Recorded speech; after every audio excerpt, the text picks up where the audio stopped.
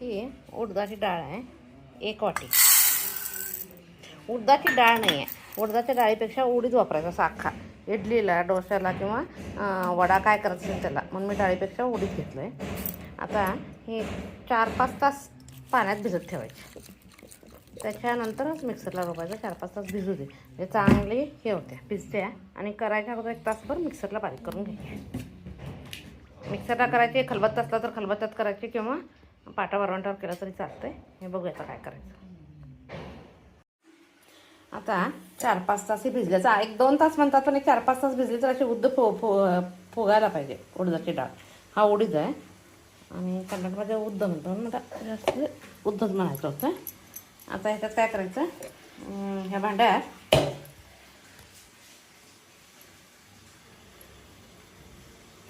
जास्त पाणी घालायचं नाही. लागलं तर हेच पाणी घालायचं. अगोदर तसंच करून बघायचं.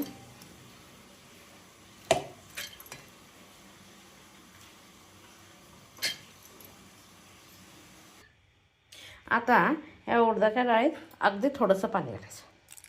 हेच पाणी वापरायचं, दुसरं वापरायचं नाही. आणि ह्याच्यात की नाही, तुम्ही भिजवता त्याचवेळी एक लहान वाटी किंवा 1 मूठभर तांदूळ भिजत घालायचे. नसलं तर तांदळाचं पीठ घालायचं, नाहीतर कॉर्नफ्लॉवर. मी आता कॉर्नफ्लॉवर घालणार आहे 1 चमचा. म्हणजे आपण तेल घालायची किंवा सोडा घालायची गरज नसत नाही. गरम आपण भजी करताना वगैरे गरम तेल घालतो किंवा सोडा हलका होण्यासाठी सोडा घालतो. हे घातलं तरी चालते. मी आता हे घालून मिक्स करून मिक्सरला बारीक करून घेते. जर डाळ चांगली उडीदचं चांगलं हे झालं असलं, भिजलं असेल, तर बघा असं पीठ फुगून येते. छान असं पीठ फुगलं गेलं पाहिजे.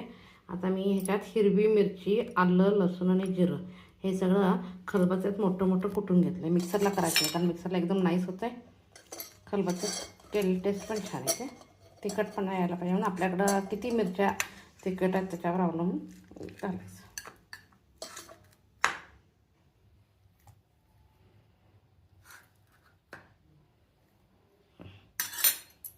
आता ह्याच्यात मीठ घालायचं. खाली घ्या.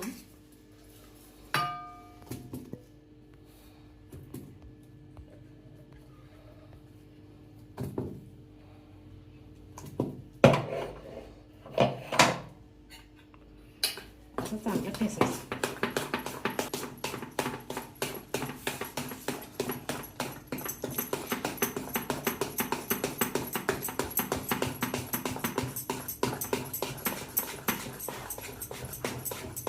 मीठ घातलं, हिरवी मिरची ठेचून घातले, थोडीशी कोथिंबीर करायची घालायची. काही जण खोबरं घालतात बारीक करून, पण मी खोबऱ्याची चटणी करणार, त्यामुळे खोबरं काही घालणार नाही. छानपैकी ठेचून घ्यायचं आणि भांडे ठेवायचं. तोपर्यंत खोबऱ्याची चटणी करून घेते. आता तेल तापायला ठेवलं. पीठ तयार आहे, त्यात थोडीशी कोथिंबीर घालून घ्यायची. त्याच्यानंतर चटणी केल्या, खोबऱ्याची चटणी त्याच्यावर कॉम्बिनेशन.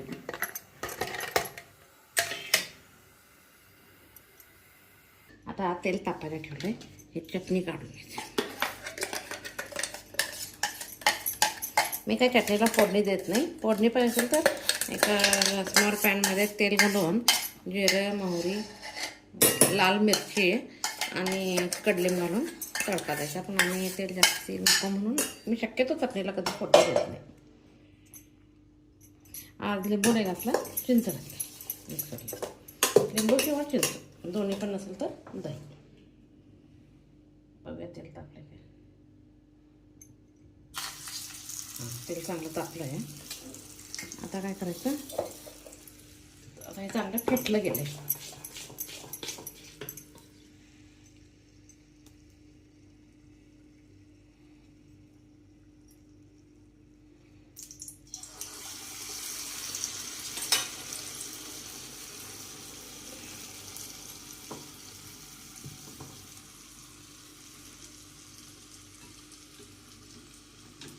गॅस मोठा करून घ्यायचा, असं होल पडायला पाहिजे.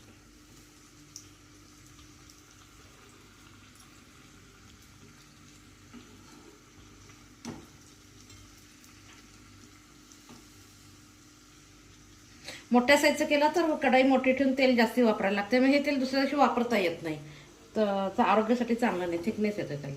म्हणून मी लहान कढई वापरते आणि साईज लहान करते. तेवढंच तेल संपलं जातं आहे, कारण हे तेलाला थिकनेस येतो आहे आणि तळलेलं तेल वापरू नये आरोग्याच्या दृष्टीनं डॉक्टर म्हणतात, म्हणून मी वापरत नाही.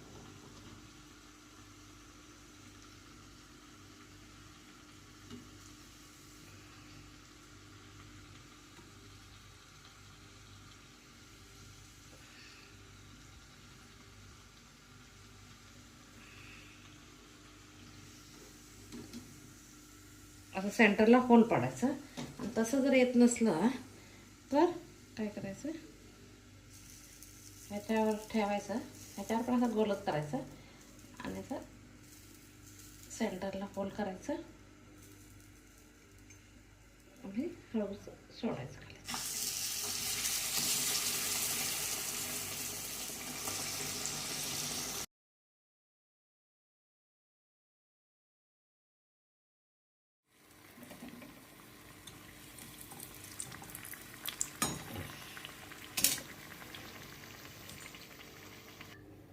आता उडीद वडा खाण्यासाठी तयार झाला आहे.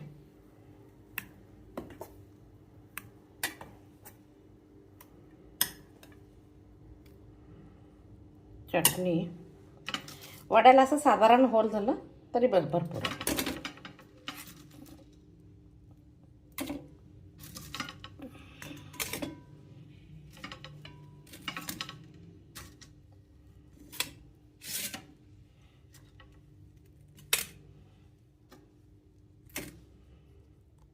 उडीद वडा खाण्यासाठी तयार आहे. माझी रेसिपी आवडत असेल तर लाईक शेअर करा. उडीद वडा आणि चटणी आजचा